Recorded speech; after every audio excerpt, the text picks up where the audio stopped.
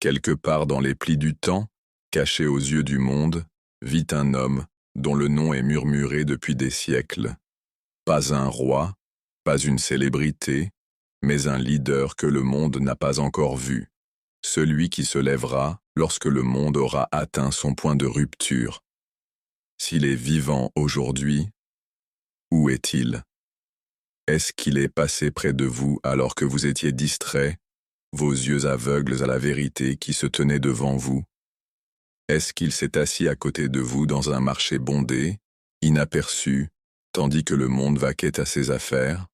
On l'appelle Al-Mahdi, l'attendu, le leader promis.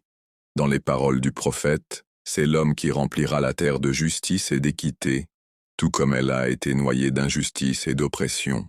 Pour les sunnites comme pour les chiites, la croyance est inébranlable. Son apparition est certaine. Son histoire n'est pas un conte du passé, mais une promesse pour l'avenir. Pourtant, la question plane lourdement dans l'air. S'il existe, pourquoi n'est-il pas encore apparu? Imaginez ceci. Quelque part ce soir, dans une terre déchirée par la guerre, une mère serre son enfant contre elle, essayant de le protéger du bruit des bombes. Elle murmure une prière pour la sécurité, pour la nourriture, pour la fin de la peur. Quelque part ailleurs, un homme s'agenouille dans les ruines de ce qui fut autrefois sa maison, ses larmes tombant sur la poussière. Loin de là, une jeune fille cache ses rêves dans son cœur, craignant que la cruauté de ce monde ne les écrase. Et peut-être, quelque part hors de notre portée, il les entend tous. La nuit cache plus que l'absence de lumière. Elle cache des pas qui ne souhaitent pas encore se faire entendre. Elle cache le regard d'un homme qui observe, mais n'agit pas. Pas encore. Le moment n'est pas venu. Le monde n'est pas prêt. Mais quand l'heure viendra, son apparition ne sera pas silencieuse. Le poids de sa présence fera trembler le cœur des arrogants et relèvera la tête des opprimés. Son nom résonnera dans les rues. Son appel voyagera au-delà des océans et des montagnes. Et chaque injustice qui se croyait intouchable tremblera. Jusqu'à ce moment, le désert garde ses secrets. Le vent porte son nom seulement en murmure. Et le monde attend. Le monde d'aujourd'hui n'est plus le même qu'il y a seulement une génération. Les frontières ont changé, les pouvoirs ont basculé, et l'humanité se tient à un étrange carrefour, déchirée entre un progrès incroyable et un chaos immuable. Dans chaque coin du globe, les gens parlent des mêmes luttes, la corruption qui ronge les nations, des dirigeants qui promettent le changement mais ne livrent que plus de la même chose, et une justice qui semble toujours hors de portée. Nos villes grandissent en hauteur, mais notre confiance les uns envers les autres rétrécit. Nous avons construit des machines capables de calculer en quelques secondes ce qui prenait autrefois des années, et pourtant, nous ne parvenons pas à résoudre les problèmes humains les plus simples, la faim, la cupidité, la guerre. Les narrations prophétiques décrivent un temps avant l'apparition du Mahdi, où le monde sera rempli d'injustice. Pas une petite quantité, mais rempli, comme de l'eau remplissant un récipient jusqu'au bord. Cette injustice ne se limitera pas à un seul endroit, elle sera globale, touchant les puissants comme les impuissants. Certains de ces signes sont subtils, d'autres douloureusement évidents. Nous voyons des guerres sans fin claires, menées non pas pour la défense, mais pour le profit et la fierté. Nous voyons la vérité transformée en mensonge, et les mensonges polis pour ressembler à la vérité. La richesse s'accumule entre les mains de quelques-uns, tandis que des millions vivent dans une pauvreté si profonde que leurs rêves ne dépassent pas un seul repas. Et pourtant, même si l'obscurité s'étend, la conscience grandit aussi. Des gens qui ne parlaient jamais de morale évoquent maintenant la justice. Des gens qui ne remettaient jamais en question leurs dirigeants se demandent aujourd'hui, est-ce vraiment le meilleur que nous puissions faire? Ce réveil fait partie de la préparation. Les narrations parlent aussi d'instabilité, des dirigeants s'affrontant, des alliances qui se brisent, des nations se trahissant pour le moindre avantage. Le monde ressemblera à un échiquier où chaque pièce est prête à frapper, mais où personne ne gagne vraiment. Sur le plan religieux, la foi sera testée comme jamais auparavant. Certains s'accrocheront fermement à leurs croyances, comme une personne tenant un charbon ardent. D'autres abandonneront la foi, prétendant que la religion n'a pas sa place dans le monde moderne. La boussole spirituelle de l'humanité semblera brisée, sans direction unique sur laquelle tous pourront s'accorder. Et dans cette tempête, l'émergence du Mahdi ne sera pas un événement aléatoire. Ce sera la réponse à un monde qui aura épuisé toutes les autres options. Une narration mentionne qu'avant son apparition, il y aura une grande confusion, si grande que les gens souhaiteront un leader pour les unir, quelqu'un pour mettre fin à leur souffrance. Mais ils ne le trouveront pas avant que Dieu ne le veuille. Nous pouvons déjà sentir les premiers tremblements de cette confusion. Même maintenant, des structures sociales qui semblaient inébranlables commencent à se fissurer. La confiance dans les systèmes, qu'ils soient politiques, économiques ou même culturels, s'érode plus vite qu'elle ne peut être reconstruite. Et tandis que le Mahdi se lèvera pour combattre l'injustice mondiale, sa mission ne sera pas seulement politique. Elle sera morale, spirituelle, profondément humaine. Il ne mettra pas seulement fin aux guerres, il guérira les causes de ces guerres, il ne distribuera pas uniquement la richesse, il restaurera la dignité que la pauvreté a volée. Avant que ce jour n'arrive, cependant, la scène doit être prête. Et cette scène ne se prépare pas par la main humaine seule, mais par le déroulement de la prophétie divine. Chaque événement, chaque crise, chaque moment d'éveil, tous sont des fils d'un vaste dessin. Les images changent, des séquences rapides de manifestations dans différents pays, des coupures soudaines sur des terres craquelées par la sécheresse, des océans étouffés par le plastique, puis un plan silencieux sur la main d'un enfant tenant un jouet cassé. La musique baisse en un bourdonnement faible, comme le calme avant la tempête. Certains ne verront dans ces temps que des espoirs, mais pour ceux qui comprennent les prophéties, ces moments sont des signaux. Ils murmurent que le temps de l'attente n'est pas infini, que chaque ombre signifie que le soleil est proche. Et quand le Mahdi apparaîtra, ce ne sera ni en politicien cherchant des votes, ni en commandant militaire affamé de pouvoir.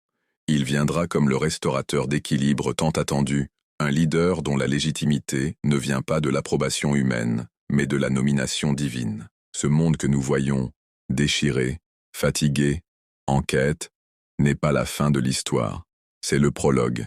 Et comme tous les grands commencements, il commence dans l'obscurité, pour que, lorsque la lumière viendra, nous sachions exactement ce qu'elle signifie. Le monde avance comme si tout était normal.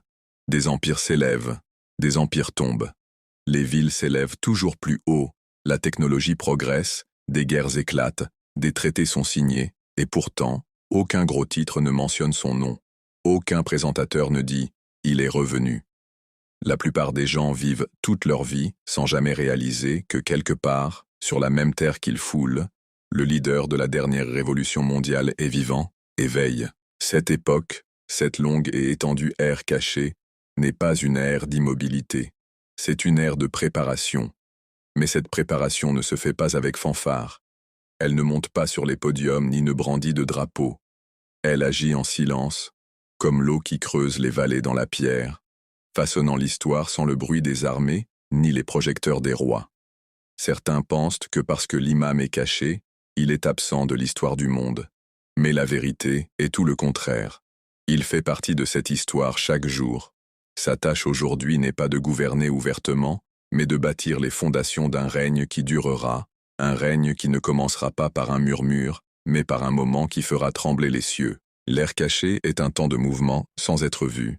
Imaginez un maître bâtisseur qui marche dans une ville la nuit, posant les poutres invisibles sous ses rues, la préparant pour un futur que personne d'autre ne peut encore voir. Les gens d'en haut continuent leur vie, inconscients qu'une nouvelle fondation se met en place sous leurs pieds. Pendant cette période, les pas de l'imam sont délibérés. Ses choix sont précis. Il sait que la mission ne peut commencer trop tôt, quand les cœurs sont encore aveugles, ni trop tard, quand le chaos a déjà avalé l'espoir. Le timing n'est pas un hasard, c'est une précision divine. Chaque instant fait désormais partie d'une équation plus vaste, et chaque retard est une nécessité calculée. Présence invisible.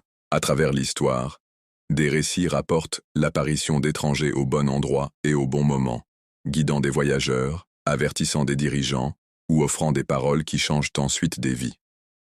Dans certains récits, ces rencontres mystérieuses sont considérées comme des moments où l'imam a marché parmi nous, incognito. Une conversation dans un marché, une main tendue aux pauvres, un conseil soudain qui sauve une vie, ces instants tissent les fils de sa mission silencieuse. Mais la préparation ne consiste pas seulement à aider des individus. Il s'agit aussi d'influencer discrètement les chemins des nations, les changements des sociétés et la préparation même de l'humanité. Il y a des moments où un changement politique soudain, une découverte scientifique ou un mouvement culturel semblent arriver de façon inattendue. En vérité, ce sont des pièces déplacées pour préparer une histoire dont lui seul connaît la fin. Les racines sous la surface. Pensez à un grand arbre. Au-dessus du sol, il peut sembler immobile, inchangé. Mais sous terre, un vaste réseau de racines s'étend, s'approfondit, se renforce. Ces racines sont invisibles à l'œil humain, et pourtant sans elles, l'arbre s'effondrerait au premier grand orage. C'est cela, l'air caché, la croissance des racines. Le monde d'en haut peut ne rien remarquer, mais en dessous, une structure se forme qui soutiendra le poids de l'âge final de la justice. Ces racines sont faites de personnes, d'événements, de savoir et de foi, tous interconnectés, tous nourrissant le moment de l'émergence. Cœur choisi et épreuve silencieuse. À chaque génération, des individus sont préparés pour se tenir à ses côtés. Certains le savent, la plupart non. Ils sont façonnés par la vie elle-même, à travers l'épreuve, la persévérance, par des actes de loyauté et d'honnêteté qui semblent petits, mais sont en vérité les briques d'un royaume futur. Certains sont des savants, apprenant à protéger la vérité avec des mots plus tranchants que des épées. D'autres sont des guerriers, entraînant corps et esprit au courage face à des obstacles insurmontables. Et puis il y a ceux qui ne sont ni célèbres ni puissants, fermiers, enseignants, ouvriers, dont la foi pure et la boussole morale inébranlable font les piliers des communautés. Chacun joue un rôle dans cette armée silencieuse en attente. Mais il y a un autre aspect à cette époque, c'est aussi une épreuve. Sans la présence ouverte de l'imam, la foi des gens est testée comme jamais auparavant. Il est facile de suivre un leader que l'on voit. Il est plus difficile de suivre une idée, un principe, quand la preuve reste cachée. L'air caché tamise l'humanité, séparant ceux qui suivent la vérité parce qu'elle est vérité, de ceux qui suivent seulement quand cela leur convient. Un monde sous sa vigilance. Selon la tradition islamique, sans la présence de la preuve d'Allah, sans un imam vivant, le monde ne pourrait pas rester stable. Même si les gens ne le voient pas, son existence est un bouclier contre l'effondrement total. Comme un phare dont le faisceau est invisible en plein jour, son influence est constante, retenant des marées qui submergeraient l'humanité. La présence de l'imam ne se limite pas à un seul endroit. Certaines narrations disent qu'il voyage, se déplaçant de terre en terre, parfois brièvement, parfois plus longtemps. Chaque arrêt laisse un changement subtil, une personne inspirée, un cœur tourné vers la vérité, une barrière placée contre l'injustice silencieusement. Cette mobilité lui permet de préparer à l'échelle mondiale, assurant que lorsque le moment final viendra, l'appel sera entendu partout. Le silence qui parle. Il y a un paradoxe. Le leader le plus important de l'histoire est vivant, mais presque personne ne le reconnaît. Son silence n'est pas une faiblesse, c'est une protection, pour lui-même, pour ses compagnons et pour la mission. L'histoire a montré que tout mouvement révolutionnaire dévoilé trop tôt est écrasé avant de pouvoir s'enraciner. L'air caché est le bouclier divin, gardant la mission sûre jusqu'à l'heure fixée. Pendant ce temps, ce silence enseigne une leçon. Il force les gens à regarder plus profondément, à bâtir leur foi non sur le charisme d'un visage, mais sur la force de la vérité elle-même. C'est cette maturité qui rendra ces fidèles incassables lorsque la tempête de l'opposition se lèvera contre eux. Le rassemblement des points de lumière, imaginez une carte du monde plongée dans l'obscurité. Lentement, de faibles points lumineux commencent à apparaître, un dans un petit village, un autre dans une ville bondée, un autre dans un endroit que personne ne penserait à regarder. Ces lumières sont des personnes, des lieux et des moments en préparation. Certains deviendront des soutiens clés, d'autres des havres de sécurité. certains des événements qui déplaceront l'attention mondiale au moment exact. D'une certaine manière, l'ère cachée est comme les heures calmes avant l'aube. La nuit est encore profonde, mais un observateur attentif peut voir les premiers signes que le matin arrive. L'imam rassemble ses lumières, les connecte, les renforce, jusqu'au moment où le monde les verra toutes à la fois, flamboyantes. Un aperçu du futur. Le jour viendra où cette longue préparation cachée sera révélée. Ceux qui ont été patients réaliseront que chaque année, chaque retard, chaque acte invisible faisait partie du plan. Ceux qui doutaient devront affronter la vérité qu'il n'a jamais été absent. Et lorsque l'appel résonnera enfin, lorsque le silence se brisera, le monde comprendra que l'ère cachée de l'imam n'a pas été une pause dans l'histoire. Ce fut la période la plus active, la plus stratégique, la plus vitale de toutes. Ce fut l'écriture du dernier chapitre de l'histoire, à l'encre trop précieuse pour être gaspillée sur des moments imprudents. Le monde d'aujourd'hui est rempli de chaos et de confusion. Pourtant, dans les ombres silencieuses, un grand voyage spirituel se déroule. L'imam Mahdi, le sauveur attendu dans la croyance islamique, vit dans une ère cachée, un temps de dissimulation, de préparation et de croissance spirituelle immense. Cette période est aussi cruciale que le moment de son retour public, car elle façonne le caractère, la sagesse et la patience nécessaires pour diriger un monde en pleine tourmente. Beaucoup croient que la vie de l'imam Mahdi avant sa réapparition est enveloppée de mystères, un secret connu seulement des savants les plus érudits et des croyants sincères. Ce temps n'est pas une pause, mais une profonde méditation et épreuve, où l'imam fait face à des défis invisibles aux yeux du commun. C'est une épreuve non seulement d'endurance physique, mais aussi de foi, de persévérance et de force spirituelle. La dissimulation, ou gaïba, est une protection divine, protégeant l'imam des forces corrompues du monde qui chercheraient à lui nuire ou à le détourner. Elle sert aussi un but plus élevé: permettre aux graines de justice et de vérité de croître discrètement dans le cœur de ceux qui attendent sa guidance. La patience des croyants pendant cette période reflète leur préparation à accepter la vérité lorsqu'elle émergera de l'ombre. Les voyages spirituels de l'imam Mahdi, avant son retour, impliquant des prières constantes, la réflexion et la connexion avec le divin.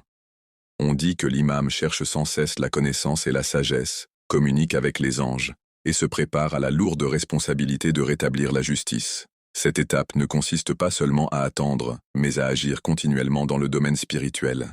Les récits de savants et de mystiques qui ont aperçu des signes ou rêvé de la vie cachée de l'imam nous rappellent que sa présence est réelle et proche, même si invisible. La lumière de son âme illumine le chemin de beaucoup, inspirant l'espoir et la résilience au milieu du désespoir. Comprendre cette phase nous enseigne l'importance de la patience et de la confiance dans le temps divin. Tout comme la nuit semble la plus longue avant l'aube, le monde attend l'illumination que l'imam Mahdi apportera. Son air caché est un rappel que les grands changements commencent souvent dans le silence avant de bouleverser les fondations de l'histoire. En tant que croyants, cette connaissance nous invite à nous préparer intérieurement, à purifier nos cœurs, renforcer notre foi et nous aligner avec les valeurs que représente l'imam Mahdi: la justice, la compassion et la vérité inébranlable. Cette préparation spirituelle n'est pas seulement pour l'imam, mais aussi pour la communauté qui s'élèvera à ses côtés.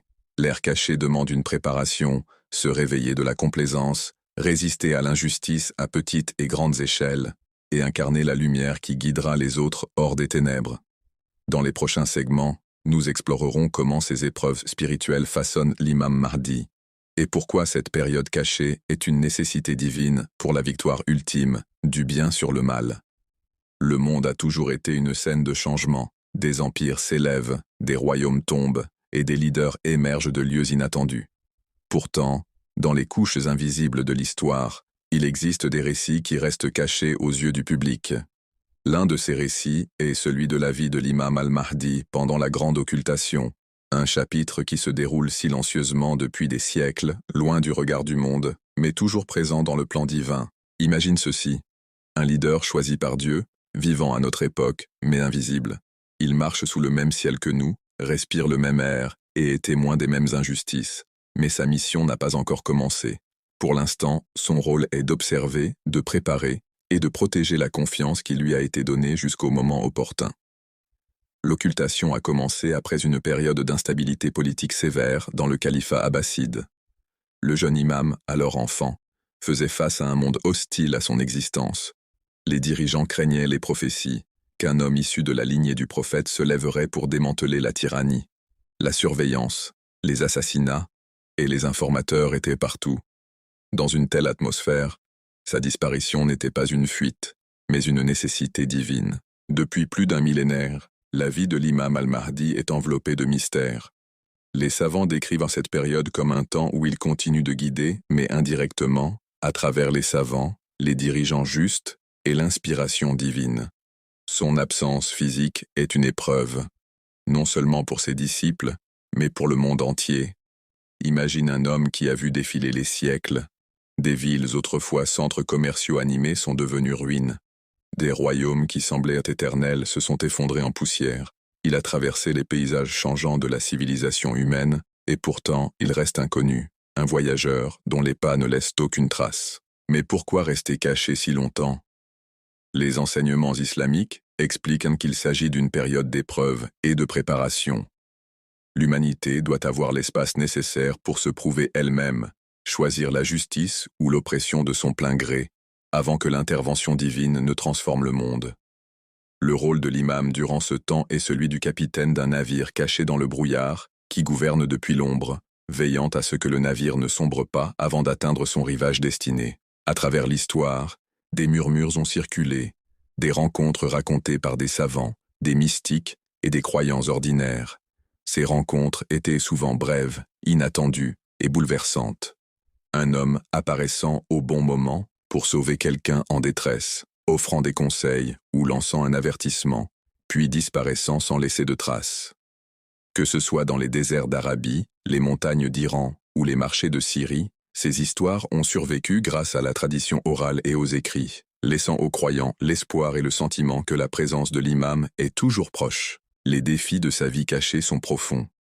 Imagine être chargé de mener une mission mondiale, mais incapable de te révéler avant le moment fixé. Voir des guerres éclater, des vies innocentes perdues, la corruption se répandre, et savoir qu'un jour tu devras tout affronter, mais que ce jour n'est pas encore venu. La patience requise pour une telle mission dépasse l'endurance humaine. C'est la patience d'un homme soutenu par une promesse divine.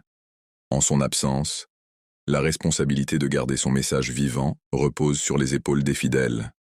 C'est pourquoi la période de l'occultation ne concerne pas seulement l'imam, elle concerne aussi la préparation de ses disciples. Soutiendront-ils la justice sans le voir?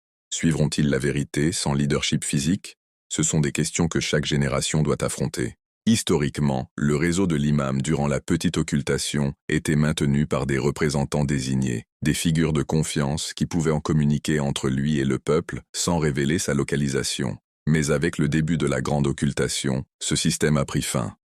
Depuis, la communication directe a cessé et le fardeau du leadership religieux est passé aux savants et juristes qui interprètent la loi islamique et guident la communauté jusqu'à son retour. La vie qu'il mène maintenant est inimaginable.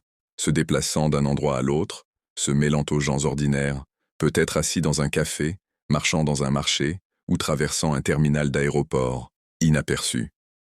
Il pourrait être à côté de toi dans une foule, écoutant, observant, apprenant comment le monde a changé tout en restant le même. À travers les siècles, la tapisserie de l'histoire humaine a été brodée de fils subtils, des moments où le voile de l'occultation semblait se lever un instant. Ces instants sont rares, mais ils ont laissé un héritage d'espoir pour ceux qui aspirent à la justice. Un récit conservé par les savants raconte l'histoire d'un marchand voyageant seul dans les déserts arides du Moyen-Orient au XIIe siècle. Sa caravane avait été attaquée par des bandits, ses compagnons dispersés et ses provisions volées. Épuisé et près de la mort, il pria pour être sauvé. De l'horizon scintillant, un cavalier solitaire apparut, vêtu simplement, le visage partiellement ombragé par le soleil. Sans un mot, il offrit de l'eau, guida le marchand vers un chemin sûr. Et avant que ce dernier ne puisse exprimer sa gratitude, l'homme avait disparu dans les vents du désert. Plus tard, en racontant cette rencontre, le marchand jura que les yeux de cet homme portaient une profondeur jamais vue, comme s'ils avaient été témoins de la montée et de la chute des civilisations. Ces histoires ne sont pas limitées à une région. Dans les montagnes rugueuses de Perse, une famille de fermiers se souvint d'une nuit où un étranger frappa à leur porte lors d'une tempête de neige. Sa présence était calme, sa voix douce mais autoritaire. Il parla de patience, de foi, et d'un temps où la terre serait remplie de justice. Au matin, l'étranger avait disparu, ne laissant aucune trace dans la neige fraîche. Pour la famille, ce fut plus qu'un acte de bonté, ce fut un signe que la promesse du Mahdi était vivante. Ces récits, qu'ils viennent des marchés médiévaux ou des rues des villes modernes, partagent un thème commun. L'aide arrive quand on s'y attend le moins, et disparaît avant qu'on puisse la réclamer. Les croyants y voient un rappel que l'absence de l'imam n'est pas un vide, c'est une présence cachée, une garde silencieuse sur ceux qui s'accrochent à la vérité. D'un point de vue historique, sa longue dissimulation fait écho à d'autres récits divins. Le Coran parle du prophète Youssouf, Joseph, vivant en Égypte sans être reconnu par ses frères, et des gens de la caverne qui restèrent cachés pendant des siècles avant de réapparaître au moment voulu. Ces schémas nous enseignent que les plans divins se déploient souvent dans le silence, loin du bruit des attentes publiques. À l'ère moderne, le concept d'occultation prend de nouvelles dimensions. L'imam est censé se déplacer dans un monde de satellites, de caméras de surveillance et de communication instantanée, mais reste invisible. Les mêmes réseaux numériques capables de localiser presque n'importe qui sont impuissants à le révéler. Pour les croyants, cela fait partie du miracle. Il pourrait franchir des frontières internationales, se fondre dans les innombrables visages passant dans les aéroports, son identité étant un secret non par déguisement, mais parce que la volonté divine l'a caché à la reconnaissance humaine. Il y a une profonde vérité émotionnelle dans ce mystère. L'humanité reçoit un moment prolongé pour choisir sa propre voie. Les tyrans s'élèvent sans contrôle, la richesse est amassée par quelques-uns, et les cris des opprimés résonnent dans des rues ravagées par la guerre. Pourtant, la promesse demeure qu'un jour, un leader surgira pour démanteler chaque structure d'oppression et reconstruire le monde sur des fondations de justice, de miséricorde et de vérité. Ce jour ne viendra pas par hasard. Il arrivera lorsque la corruption du monde aura atteint son apogée et que la préparation des fidèles sera à son comble. Pour les disciples de l'imam Mahdi, cette attente n'est pas passive. C'est un appel à refléter sa mission dans leur vie quotidienne, défendre les opprimés, dire la vérité même lorsque c'est dangereux, et résister à la tentation du désespoir. L'absence de l'imam est une épreuve de loyauté. Son peuple vivra-t-il selon ses principes, même sans voir son visage? La fin de l'occultation marquera l'un des tournants les plus dramatiques de l'histoire. Les descriptions de la tradition islamique dressent le tableau d'un monde au bord du gouffre. Effondrement économique, chaos politique, injustice généralisée. À ce moment, quand l'espoir semblera presque éteint, l'imam apparaîtra à la Mecque, près de la Kaaba, et appellera le monde à s'unir sous la bannière de la vérité. Son apparition ne sera pas cachée, elle sera vue par amis et ennemis. Jusqu'à ce moment-là, chaque génération est un maillon de la chaîne de préparation. Certains partiront sans le voir, d'autres vivront pour assister à son ascension, mais tous ont la responsabilité de garder la flamme de la justice allumée.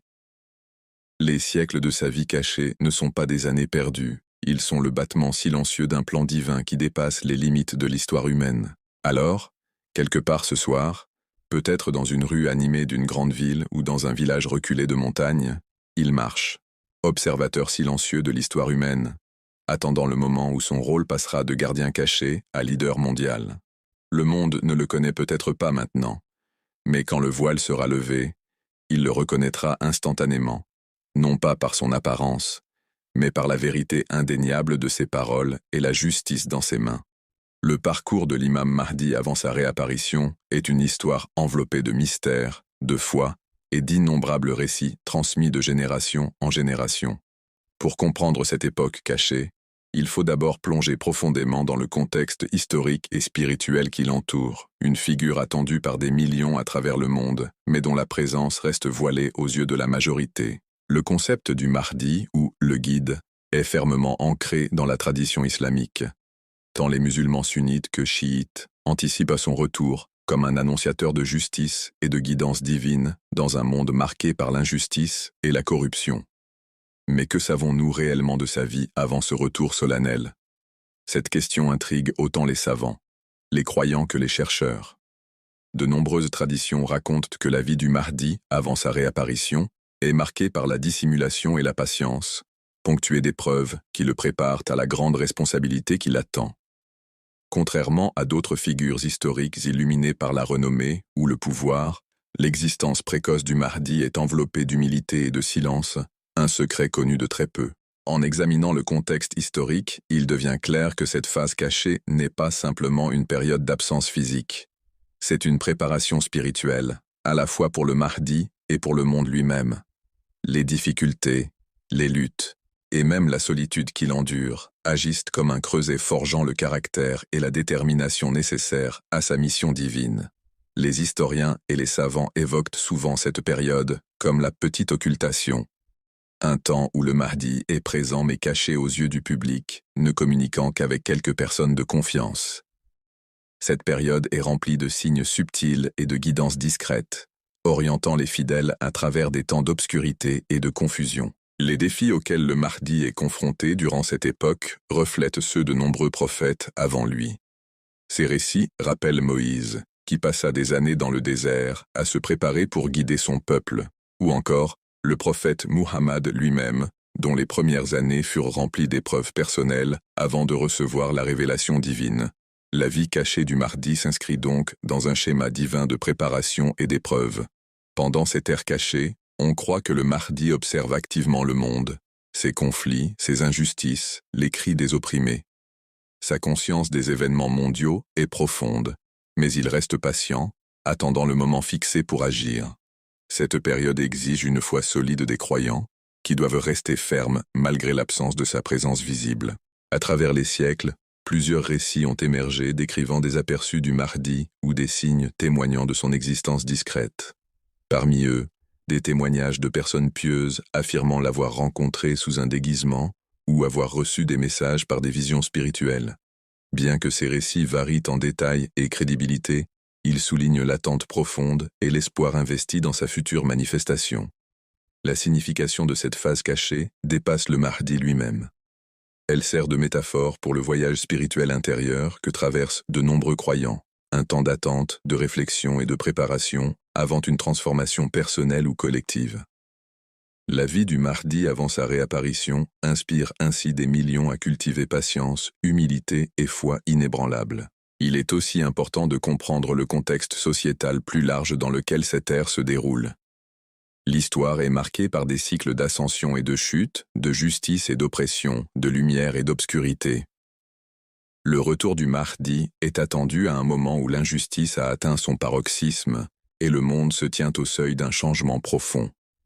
Sa présence cachée rappelle que, même quand l'espoir semble lointain, la justice divine n'est jamais absente. De plus, le concept de la vie dissimulée du Mahdi nous invite à réfléchir sur la nature du leadership et de la guidance.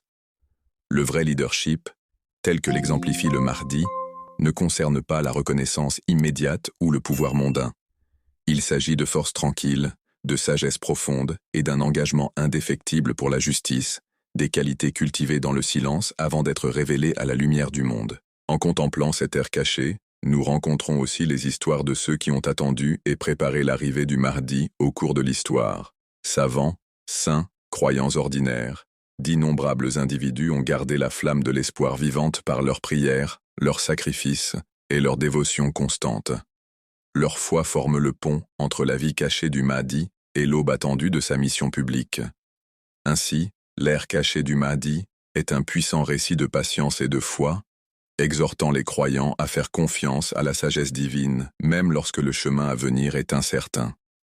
Elle nous rappelle que les plus grandes transformations commencent souvent dans le silence, loin du regard du monde, et que les guidances les plus profondes naissent souvent d'une persévérance discrète. Pour apprécier pleinement cette période, il faut aussi s'attarder sur les enseignements spirituels qui soulignent la préparation intérieure nécessaire pour recevoir une telle guidance divine. L'émergence du Mahdi n'est pas seulement un événement historique, mais un éveil spirituel pour l'humanité. Elle appelle chacun à purifier son cœur, chercher la vérité et tenir ferme contre l'injustice, se préparant ainsi au moment où la justice triomphera enfin.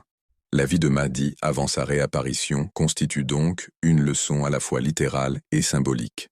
Elle enseigne le travail caché qui précède un changement monumental et l'importance de la transformation intérieure parallèlement aux événements extérieurs. À travers cette compréhension, les croyants sont encouragés à cultiver patience, résilience et espoir dans leur propre vie. En avançant dans l'exploration de l'ère cachée de l'imam Mahdi, nous commençons à voir comment ce récit tisse ensemble histoire, spiritualité et prophétie en une tapisserie de dessins divins. Il invite à ne pas attendre passivement, mais à s'engager activement dans la préparation de soi-même et de sa communauté pour l'ère de justice et de paix promise par son retour. L'attente de la réapparition du Mahdi a inspiré d'innombrables mouvements, poèmes et enseignements spirituels tout au long de l'histoire islamique. Ce désir de justice reflète un besoin humain universel d'espoir au milieu de la souffrance et du chaos. La vie cachée du Mahdi est donc non seulement un concept théologique, mais une réalité vivante façonnant les cœurs et les esprits de millions de personnes. Durant cette phase silencieuse et invisible, il est dit que le Mahdi maintient une connexion profonde avec le divin, puisant force et sagesse dans une source supérieure. Cette communion spirituelle lui donne la clarté et la détermination nécessaires pour accomplir sa mission lorsque le moment sera venu. La solitude intense et le silence ne sont pas des signes d'abandon, mais une préparation sacrée qui transcende la compréhension mondaine. Nombreux sont les savants qui insistent sur le fait que cette période est aussi un temps d'épreuve pour les croyants eux-mêmes. La foi sans preuve visible est mise à l'épreuve, la patience exigée et la confiance dans la promesse divine affinée. La vie cachée du Mahdi devient ainsi un miroir reflétant l'état spirituel de la communauté, son degré de préparation à recevoir guidance et justice. Fait intéressant, au fil des siècles, des signes et présages ont été consignés dans les textes islamiques et les traditions orales, annonçant les conditions préalables à son retour. Guerre, corruption généralisée, déchéance morale, souffrance des opprimés sont vus comme les annonciateurs de l'ère prochaine où le Mahdi apparaîtra. Ces signes rappellent aux fidèles de rester vigilants et fermes. Dans certains récits, on croit que le Mahdi interagit secrètement avec des individus choisis, offrant conseils et encouragement dans les moments de désespoir. Ces rencontres secrètes, qu'elles soient littérales ou spirituelles, renforcent l'idée que le soutien divin ne quitte jamais vraiment l'humanité, même lorsqu'il est caché au regard public. Ce concept apporte réconfort et nourrit l'espoir en période difficile. L'ère cachée symbolise aussi la tension entre le visible et l'invisible, le connu et l'inconnu. Elle incite l'humanité à dépasser la réalité matérielle et à développer une perspicacité spirituelle. Ainsi, l'existence dissimulée du Mahdi devient une leçon profonde de foi, un appel à croire sans voir et à faire confiance à ce que le cœur sait au-delà des preuves des yeux. En outre, la notion de vie cachée du Mahdi invite les croyants à cultiver des vertus telles que l'humilité, la sincérité et la vigilance. Tout comme le Mahdi se prépare en silence, chacun est appelé à préparer son âme pour l'ère de transformation à venir. Cette préparation implique non seulement la croissance personnelle, mais aussi la responsabilité collective, œuvrer pour la justice, la compassion et la vérité au quotidien. Il est également crucial de reconnaître la diversité des perspectives au sein du monde musulman concernant la vie cachée du Mahdi. Tandis que les traditions chiites insistent souvent sur des récits spécifiques concernant son occultation et sa communication avec ses disciples, les croyances sunnites se concentrent davantage sur l'anticipation générale et les signes précédant sa réapparition. Malgré ces différences, le thème central d'espoir et de justice reste universel. Historiquement, de nombreuses communautés ont traversé des périodes de désespoir où la promesse du Mahdi servait de phare d'espoir. En temps d'oppression ou d'occupation étrangère, cet espoir soutenait la résistance et favorisait l'unité. L'ère cachée, par conséquent, n'est pas un temps d'absence, mais un moment où l'espoir lui-même est nourri en silence, préparant une aube plus lumineuse. Le récit des années cachées du Mahdi résonne aussi profondément chez les chercheurs spirituels du monde entier, transcendant les frontières religieuses. Il touche à l'expérience universelle de l'attente, au défi de maintenir la foi dans l'incertitude et au pouvoir de la croyance pour soutenir l'esprit humain dans les ténèbres. En conclusion, la vie de l'imam Mahdi avant sa réapparition est une histoire profonde de dissimulation et de préparation, non seulement pour l'imam lui-même, mais pour toute l'humanité. C'est un récit qui enseigne patience, foi, résilience et le pouvoir durable de l'espoir. Cette ère cachée, enveloppée de mystère et de sacralité, invite les croyants à approfondir leur conscience spirituelle et à se préparer pour un avenir où la justice triomphera et où les ténèbres céderont la place à la lumière. Tout au long de l'histoire, L'arrivée d'un grand leader destiné à rétablir la justice et la paix a captivé l'imagination et les espoirs de millions de personnes à travers le monde. Pour les musulmans, la figure attendue de l'imam Mahdi est au cœur de cet espoir. Sa réapparition est considérée comme le dernier chapitre d'un plan divin visant à purifier le monde de la tyrannie, de la corruption et de l'injustice. Mais comment savoir quand ce moment approche? Quels sont les signes qui annoncent la fin de l'ère cachée, le temps durant lequel l'imam Mahdi reste dissimulé? Dans la tradition islamique, la question des signes indiquant le retour du Mahdi est d'une grande importance et fait l'objet de nombreux débats. Tant les savants sunnites que chiites ont consacré des études approfondies au récit du prophète Muhammad, paix soit sur lui, et de sa famille, qui décrivent les événements qui se dérouleront avant que le Mahdi n'apparaisse ouvertement pour guider l'humanité vers une nouvelle ère de justice. Le concept des signes dans l'eschatologie islamique. En islam, les signes, ou ayat, sont des indicateurs divins qui annoncent des changements majeurs dans l'histoire et des réveils spirituels. Ils ne sont pas de simples prédictions, mais portent des leçons et des avertissements. Concernant l'imam Mahdi, ces signes proviennent de sources authentiques telles que Sahih al-Bukhari, Sahih Muslim et des recueils chiites comme Bihar al-Anwar. Les savants interprètent ces récits avec soin pour comprendre les contextes à la fois spirituels et mondains. Ces signes se répartissent généralement en deux catégories, les signes mineurs et les signes majeurs. Les signes mineurs sont des événements fréquents et continus, des conditions et des changements qui rendent la vie de plus en plus difficile et mettent la foi des croyants à l'épreuve. Les signes majeurs, quant à eux, sont des événements extraordinaires qui surviennent peu avant l'apparition du Mahdi, comme des phénomènes naturels inhabituels ou des bouleversements sociaux inexplicables par des causes ordinaires. L'injustice et la tyrannie généralisée, prélude à la justice. L'un des thèmes les plus récurrents dans les récits prophétiques concernant l'imam Mahdi est la prévalence généralisée de l'injustice et de l'oppression dans le monde. La littérature hadithique décrit une époque où les dirigeants opprimeront ouvertement leur peuple, où les puissants exploiteront les faibles sans crainte ni remords. Cet environnement oppressif prépare la venue du Mahdi, dont la mission est de rétablir justice et équité. Historiquement, le monde islamique a connu de nombreuses périodes de troubles et de despotisme, mais les récits avertissent d'une échelle sans précédent d'injustice qui marquera l'époque précédant le retour du Mahdi. Le Coran déclare dans la sourate Al-Qasas, 28:5, « Et nous voulions accorder un avantage à ceux qui étaient opprimés sur la terre et en faire des dirigeants et en faire des héritiers. » Ce verset saisit l'essence du rôle du Mahdi, élever les opprimés et établir un ordre juste où la droiture prévaut. Dans notre monde contemporain, la montée des régimes autoritaires, les violations des droits humains et les injustices sociales dans de nombreuses régions sont perçues par beaucoup de croyants comme des indicateurs clairs accomplissant ces prophéties. Lorsque l'injustice s'enracine au point de déchirer le tissu social, le besoin d'un leader juste devient indéniable, déclin moral et perte des valeurs spirituelles. Parallèlement aux injustices politiques et sociales, de nombreux récits insistent sur le déclin des valeurs morales et spirituelles comme signe des temps. Le monde sera témoin d'une augmentation de la malhonnêteté, de la trahison, de la corruption et de l'immoralité. Les familles se disloqueront, le respect envers les parents et les aînés diminuera, et les individus privilégieront le matérialisme au détriment de la croissance spirituelle. Ce déclin moral n'est pas propre à une seule époque, mais il s'intensifiera avant l'arrivée du Mahdi. Le prophète Muhammad, PSL, a averti qu'au dernier temps, le temps passera vite et les gens négligeront leurs responsabilités. Cette négligence inclut l'oubli des droits d'autrui et le manquement aux actes d'adoration et de bonté. Cette description résonne avec ce que beaucoup observent aujourd'hui, un monde où la cupidité, l'égoïsme et le relativisme moral semblent répandus. Ce déclin alimente les troubles sociaux et affaiblit les communautés de l'intérieur, créant un terrain fertile pour la mission transformative du Mahdi. Catastrophes naturelles et changements environnementaux comme avertissement divin. Un autre ensemble puissant de signes associés au retour du Mahdi concerne les catastrophes naturelles et les bouleversements environnementaux.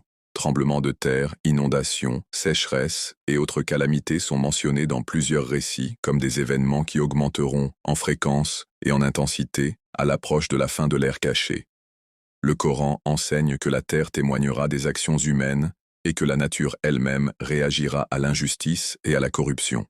La sourate Ar-Rum 30-41 affirme « La corruption s'est manifestée sur terre et en mer à cause de ce que les mains des hommes ont accompli, afin qu'ils leur fassent goûter une partie de ce qu'ils ont fait. » Ces catastrophes servent à la fois d'avertissement et de force purificatrice.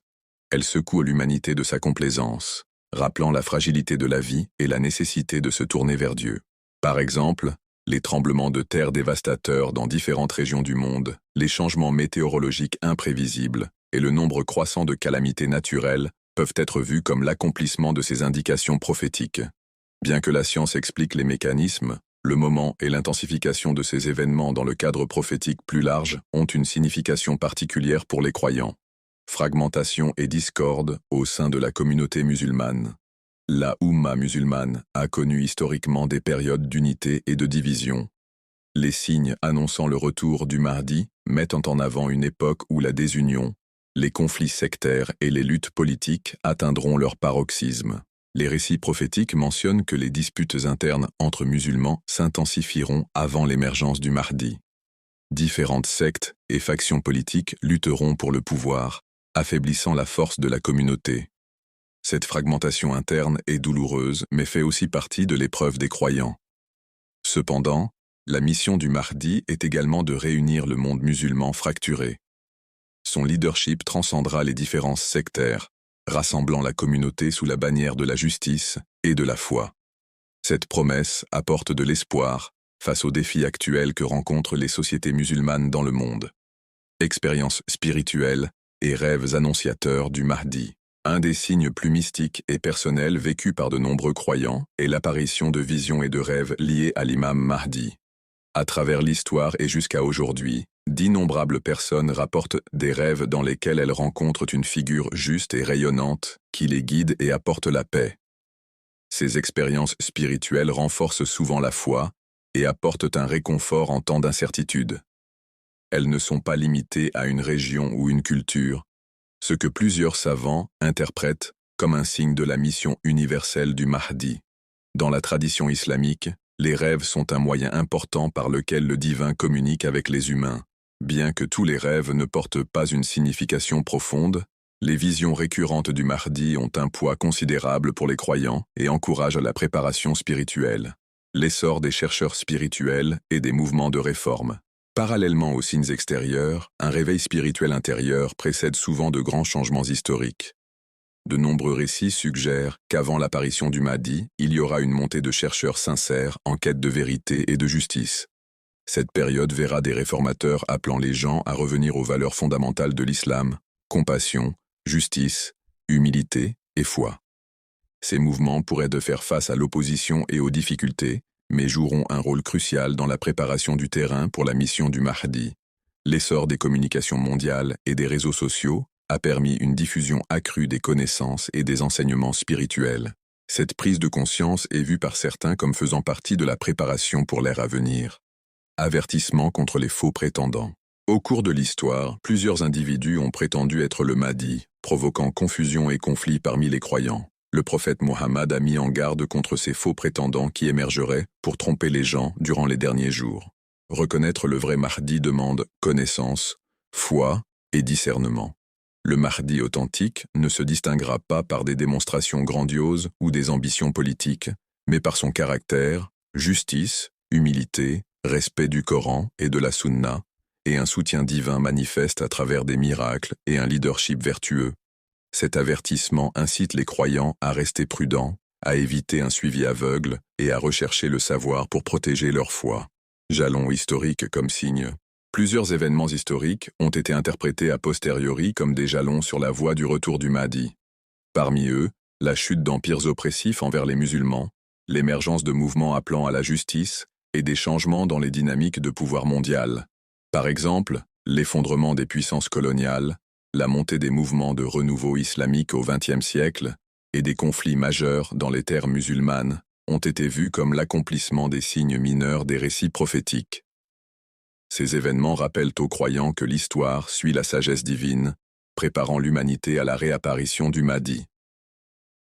Un appel à la préparation et à la vigilance. En fin de compte, les signes du retour de l'imam Mahdi ne visent pas à susciter la peur ou le désespoir, mais à éveiller la conscience et encourager la préparation spirituelle et morale. Ils rappellent aux croyants que chaque épreuve est une occasion de renforcer la foi et que la justice divine triomphera. Comprendre ces signes aide chacun à réfléchir sur sa vie personnelle et communautaire. Cela encourage à prendre ses responsabilités en promouvant la justice, la compassion et la fidélité dans les actions quotidiennes. Ces signes sont un phare d'espoir dans les temps troublés, assurant qu'en dépit des ténèbres, la lumière émergera, une lumière guidée par l'imam Mahdi attendu. Conclusion. Dans ce segment, nous avons exploré les nombreux signes et présages annonçant le retour imminent de l'imam Mahdi. Ces signes englobent l'injustice sociale, le déclin moral, les catastrophes naturelles, les conflits communautaires, les réveils spirituels et les avertissements contre la tromperie. Reconnaître et méditer sur ces signes renforce notre lien avec la foi et nous prépare à un avenir de justice et de paix. L'ère cachée n'est pas un temps d'attente interminable, mais une phase riche en signes significatifs invitant les croyants à rester fermes dans la vérité et la droiture. En attendant le retour du Mahdi, efforçons-nous d'incarner les vertus qu'il représente, prêtes à accueillir une ère de justice et de miséricorde divine.